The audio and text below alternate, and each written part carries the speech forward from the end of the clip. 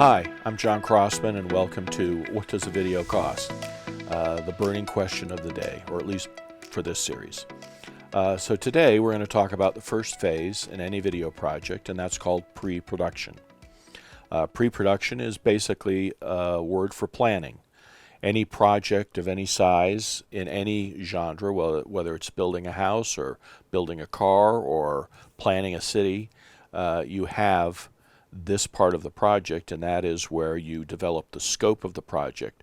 What is the video about? What elements do you want to include? Will it have narration? Will it have an on-camera talent? Are you going to be on camera? Do there need to be sets? So where is it going to be shot? Is it going to be shot in someone's basement? Is it going to be shot in a studio? Is it going to be shot outside? And of each of those things, where and who is going to be involved? If it has a script, someone needs to write that. Someone needs to find the sales points or the points of interest that you want to communicate in the video. They need to know what your audience is, and then the script needs to be crafted in that way. You come up with your crew in the pre-production. Is it one camera? Is it multi-cameras?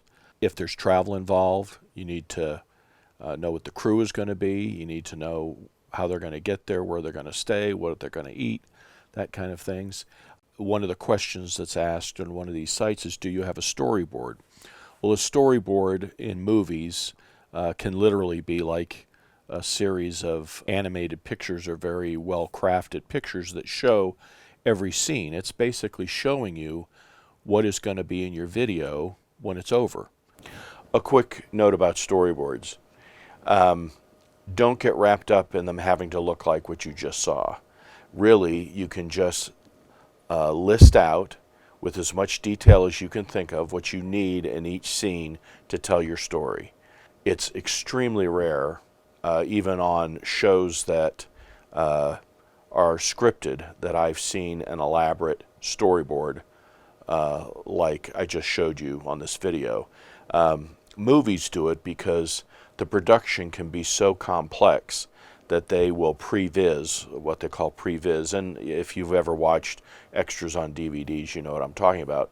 They'll go to great lengths and great expense to figure out how a scene will work, because so much of the scene is generated on a computer that they need to see where the live action is actually going to fit in the frame and what angles it needs to be shot at and that kind of thing.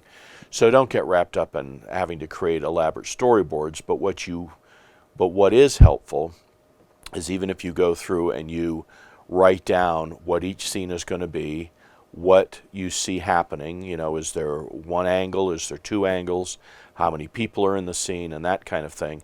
And that can just be written. You don't have to worry about hiring an artist to do it, or you don't have to worry about your own artistic ability, because it would take a lot of time to draw out a storyboard, even for a simple video. And so don't get so wrapped up in that. If I had storyboarded this video out, I probably wouldn't be talking to you on a different day with a different shirt. So that's the value, that I can just turn around and shoot this. But when you're actually doing your production, you need to have thought of all this stuff ahead of time.